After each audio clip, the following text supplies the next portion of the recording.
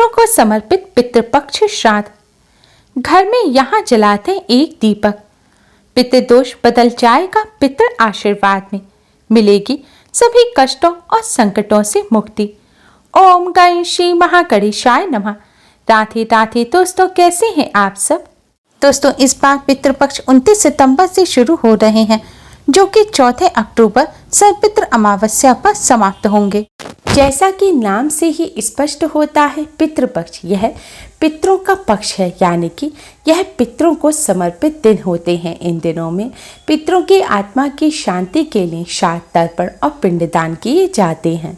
धार्मिक मान्यताओं के अनुसार पितृपक्ष के दौरान पूर्वजों का तर्पण श्राद्ध नहीं करने से पितृदोष लगता है। पितृपक्ष पितरों को प्रसन्न करने और उनकी कृपा प्राप्त करने के लिए बहुत ही खास दिन माने जाते हैं। माना जाता है पितृपक्ष के दौरान श्रद्धा पूर्वक अपने पितरों को कुछ अर्पित किया जाए तो उससे पितृ अति शीघ्र ही प्रसन्न हो जाते हैं और अपनी कृपा बरसाते हैं। हिंदू धर्म में पितृगण को देवतुल्य माना गया है। शास्त्रों के अनुसार जिन पर अपने पितरों की कृपा होती है, उन्हें सभी देवी देवताओं का भी आशीर्वाद मिलता है। पितृपक्ष पितरों को समर्पित होते हैं, इसलिए इस दौरान कोई भी शुभ और मांगलिक कार्य ना करें। पितृपक्ष के दौरान पितरों की आत्मा की शांति के लिए श्रीमद् भगवद गीता का पाठ भी अवश्य करें। पितृपक्ष यानी कि श्राद्ध पक्ष, जिन्हें कनागत भी कहा जाता है, यह वह समय होता है जब हमारे पूर्वज धरती पर होते हैं और हम श्राद्ध कर्म करके उनका आशीर्वाद प्राप्त करते हैं। हिंदू धर्म में मृत्यु के बाद श्राद्ध करना बेहद जरूरी माना जाता है। मान्यता है कि अगर अपने पूर्वजों का विधि पूर्वक श्राद्ध और तर्पण नहीं किया जाए तो उन्हें इस लोक से मुक्ति नहीं मिलती और वह संसार में ही भटकते रहते हैं। ब्रह्म वैवर्त पुराण के अनुसार देवताओं को प्रसन्न करने से पहले मनुष्य को अपने पितरों यानी कि पूर्वजों को प्रसन्न करना चाहिए। पितृदोष सबसे जटिल कुंडली दोषों में से एक है। पितरों की शांति के लिए हर वर्ष भाद्रपद मास की शुक्ल पूर्णिमा से अश्विन मास की अमावस्या तक पितृपक्ष श्राद्ध होते हैं। इस दौरान कुछ समय के लिए यमराज पितरों को आजाद कर देते हैं ताकि वह अपने परिजनों से श्राद्ध ग्रहण कर सकें। माना जाता है कि जिस घर के पितर अपने परिवार के लोगों से खुश रहते हैं, उस घर के लोगों को देवी देवताओं का भी आशीर्वाद प्राप्त होता है। शास्त्रों के अनुसार जिन लोगों के पितृ उनसे प्रसन्न नहीं होते, उन्हें पितृदोष का श्राप मिलता है। माना जाता है कि जिस घर में पितृदोष का श्राप लगता है, उस घर के सदस्य कभी भी सुखी नहीं रहते और ना ही वह जीवन में सफलता प्राप्त कर पाते हैं। दोस्तों, आज की इस वीडियो में हम आपको पितृपक्ष में करने वाला एक बहुत ही आसान और असरकारक उपाय बताने जा रहे हैं।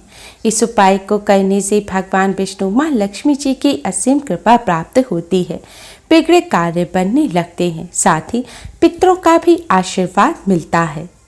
पितरों के आशीर्वाद से घर में सुख समृद्धि आती है, खुशहाली और शांति बनी रहती है। इसके साथ ही परिवार के सभी सदस्यों को हर क्षेत्र में सफलता प्राप्त होती है और जीवन के सभी कष्टों और दोषों से मुक्ति मिलती है। दोस्तों, इस उपाय को सही प्रकार से करने के लिए आप हमारी इस वीडियो को एंड तक अवश्य ही देखें।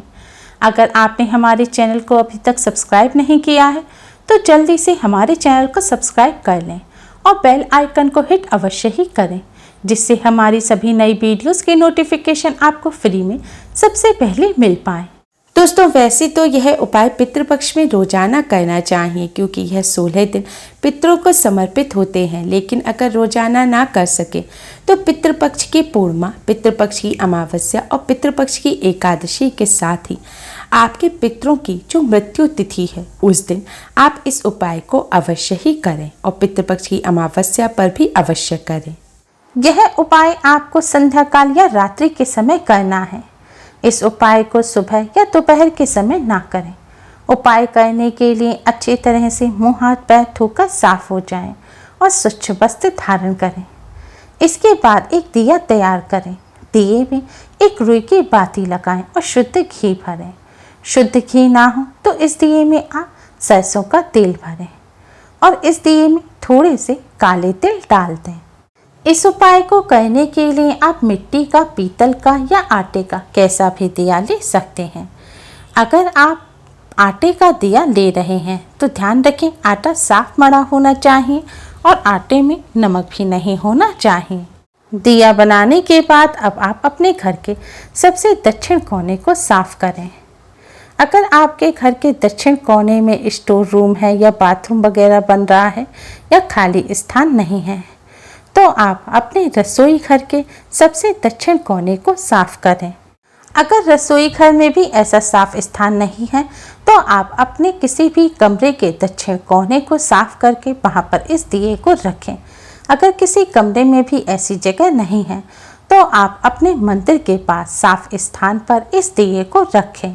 लेकिन ध्यान रखें दिए को आपको ऐसे रखना है कि दिए की जो बाती है यानी कि लौ है वह दक्षिण दिशा की तरफ होनी चाहिए, यानी कि दिए का मुख आपको दक्षिण दिशा की तरफ करना है।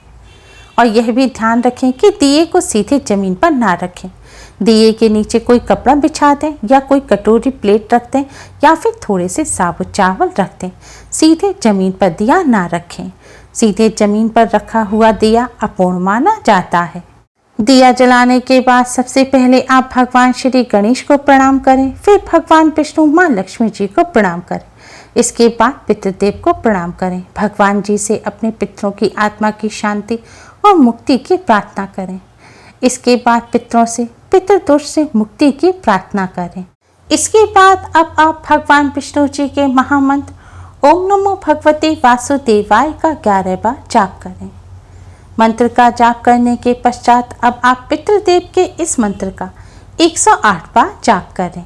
मंत्र इस प्रकार है, ओम पितृ देवताय नमः, ओम पितृ देवताय नमः। इस मंत्र का आपको 108 बार जाप करना है। आप किसी माला पर जिस पर आप मंत्र का जाप करते हैं उस पर भी इस मंत्र का जाप कर सकते हैं या फिर उंगलियों पर गिनकर या माचिस की तीली पर या मिश्री के दाने पर गिनकर भी आप इस मंत्र का जाप कर सकते हैं। दोस्तों ध्यान रखें इस मंत्र का जाप आपको दक्षिण दिशा की तरफ मुख करके ही करना है। शास्त्रों में बताया गया है कि पितृलोक दक्षिण दिशा में है। दक्षिण दिशा पितरों की दिशा होती है।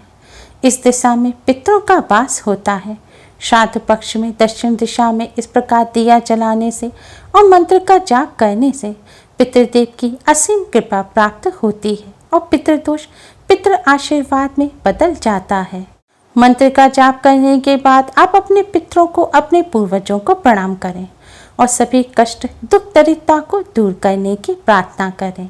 दोस्तों इस उपाय को करते समय कुछ बातों का विशेष ध्यान रखें।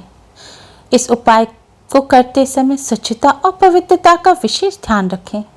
महिलाएं पीरियड के दौरान इस उपाय को ना करें। इस उपाय को जरूरी नहीं है परिवार का कोई एक सदस्य ही रोजाना करे।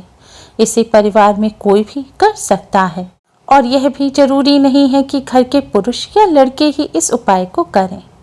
इस उपाय को घर की बेटियां, बहुएं भी कर सकती हैं। इसके साथ साथ इस बात का विशेष ध्यान रखें कि पितृपक्ष में आप किसी भी प्रकार की तामसिक चीज़ों का सेवन ना करें। पितृपक्ष में प्याज, लहसुन, मीठ, अंडा, तंबाकू, सिगरेट, शराब इत्यादि चीज़ों का भूलकर भी सेवन ना करें और यह दिया आप अपने घर पर ही जलाएं। अगर आप किसी और के घर गए हुए हैं तो किसी और के घर में आप इस दिए को अपने पितरों के नाम से ना जलाएं। यह उपाय आपको अपने घर पर ही करना है। पितृपक्ष के दौरान कोई भी शुभ कार्य नहीं करना चाहिए। इस दौरान कोई वाहन या नया सामान ना खरीदें। रोजाना की जरूरत के अलावा कोई भी नया सामान पितृपक्ष में नहीं खरीदना चाहिए। पितृपक्ष के दौरान नाखून नहीं काटने चाहिए, बाल नहीं काटने चाहिए, दाढ़ी मूछ भी नहीं बनानी चाहिए। पितृपक्ष में गायों, ब्राह्मणों, कुत्तों, चींटियों, बिल्लियों को भोजन अवश्य ही कराना चाहिए। पितृपक्ष के दौरान कोई भी सौंदर्य प्रसाधन की चीज लगाने से बचें।